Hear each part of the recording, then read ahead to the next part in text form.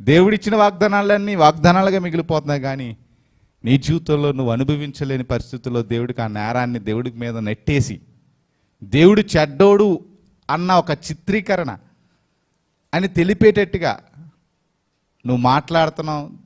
దేవుని కోపానికి నువ్వు లోనైపోతున్నావు. ఇది నాన్న దేవుని యొక్క మాటలు విధానాన్ని మీరు జ్ఞాపకం చేసుకోవాలి. చక్కటి మాటలు మనం జ్ఞాపకం చేసుకున్నాం. అందుకనే సొలొమోను జ్ఞానం అన్నట్టు విస్తారమైన మాటల్లో దోషం ఉండక మాంతం. టంగ్ స్లిప్స్ అని యూట్యూబ్ ఛానల్లో పెడుతూ ఉంటారు. ఎంత గొప్ప నాయకుడైనా, ఎంత గొప్ప చదువుకున్న వ్యక్తి అయినా, ఎంత గొప్ప తెలివైన వాడన్నా సరే ఎక్కువగా మాట్లాడడం వలన మాటలు ఏమవుతాయండి, కొన్ని మాటలు దొర్లిపోతూ ఉంటాయి. అవే పెద్ద తప్పుగా ఏంటి తప్పే. అందుకనే సొలొమోను జ్ఞాని, ప్రపంచపు జ్ఞాని చెప్పాడు, నీ మాటలు కొద్దిగా ఉండాలి, చాలా కొద్దిగా పొలైట్గా క్వైట్గా నువ్వు మాట్లాడాలి.